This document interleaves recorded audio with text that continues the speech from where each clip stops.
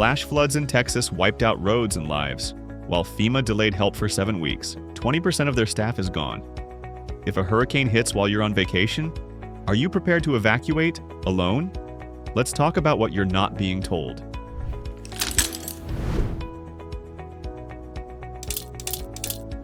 Chapter 1. High-risk states to avoid. If you're traveling anywhere in the southern U.S. between June and November, understand this. You're entering America's most dangerous zone during its most dangerous season. Texas, Florida, Louisiana, and Oklahoma top every disaster list for a reason. And in 2025, with federal response already stretched thin, the risks are higher than ever.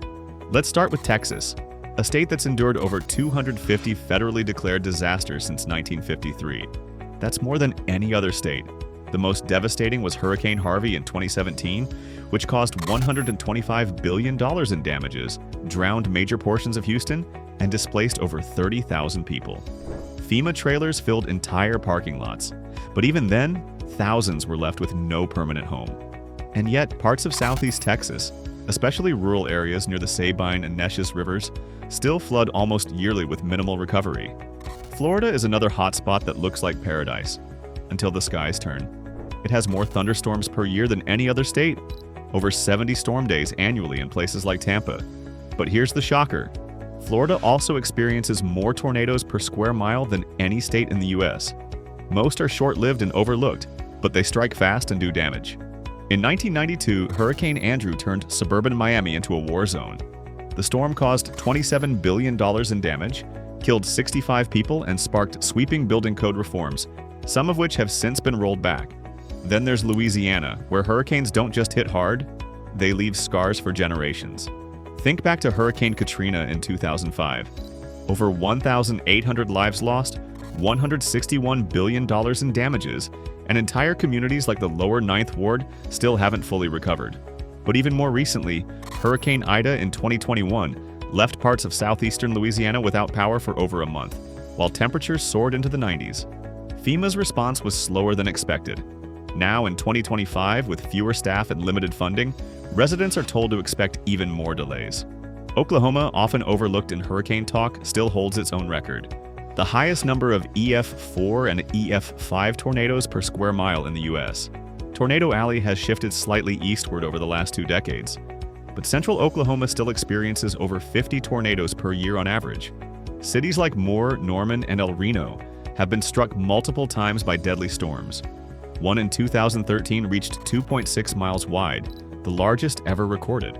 But here's the real concern. In 2025, federal resources that used to flood in after disasters are drying up. FEMA has cut staff and grants. State and local governments, already burdened, are now being told to figure it out themselves. And that means travelers, especially tourists unfamiliar with evacuation zones and storm behavior, are more vulnerable than ever. These states are beautiful, historic, and often worth visiting.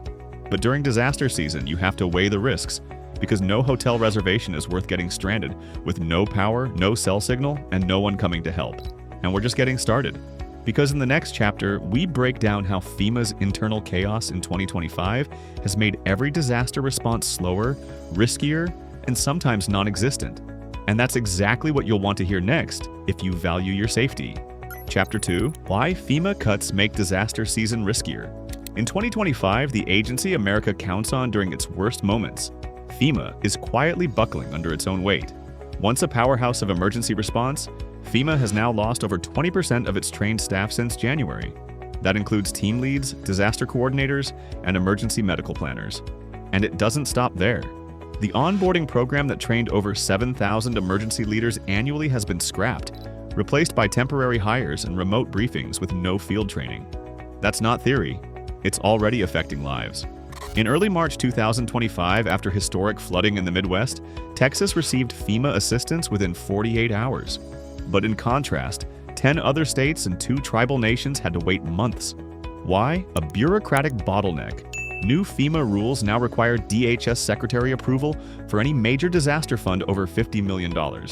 It's created a logjam of unpaid disaster claims that's growing daily. And while disasters speed up, our data is getting slower. NOAA, America's weather backbone, halted updates to its storm events database in late 2024 due to budget freezes. That database is critical for predicting flood risk, planning shelter zones, and coordinating city evacuation maps. Without it, many regions, especially in southeast Texas, Alabama, and parts of the Mississippi Delta, are now making hurricane plans using outdated pre-2020 data. FEMA's internal issues are also public now. In a viral clip from May 2025, FEMA's acting director couldn't name the official start of hurricane season in a Senate hearing. The moment sparked outrage and exposed a chilling truth. The people running our national disaster response may not be ready, and if they're not ready, travelers have even more reason to worry.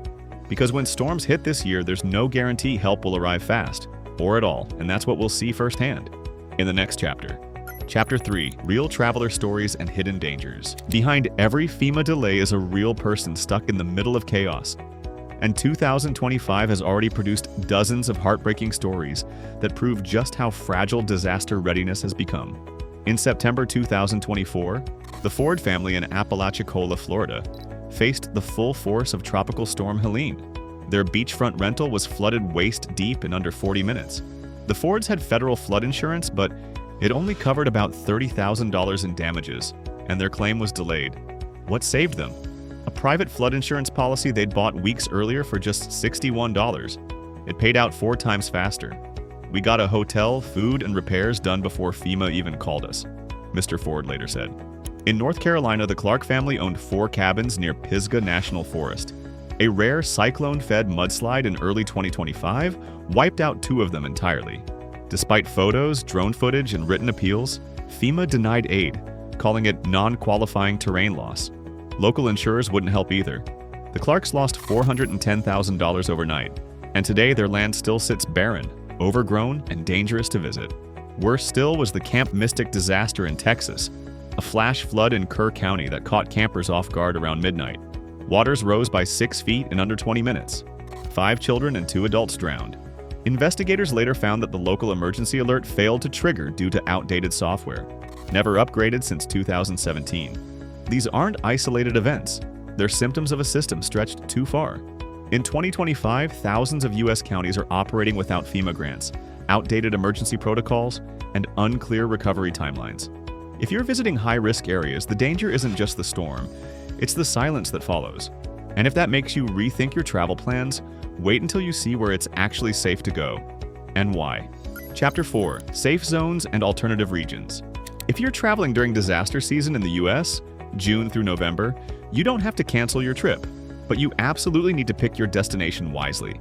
Because while some areas are bracing for the next billion-dollar catastrophe, others are building quiet reputations for safety, resilience, and fast response. Let's start with the Mid-South. Cities like Atlanta, Georgia, Birmingham, Alabama, and Nashville, Tennessee have invested heavily in disaster resilience since the early 2000s. After a string of deadly tornadoes in 2011, Alabama received over $1.2 billion in federal recovery and mitigation funding. That money went into retrofitting public buildings, building dedicated evacuation shelters, and modernizing 911 and storm warning systems. As of 2025, these cities are ranked among the top 10 safest metro areas for travelers during hurricane season by the Institute for Regional Preparedness. Further north, Midwestern states like Michigan, Minnesota, and Illinois boast some of the lowest disaster frequencies in the country.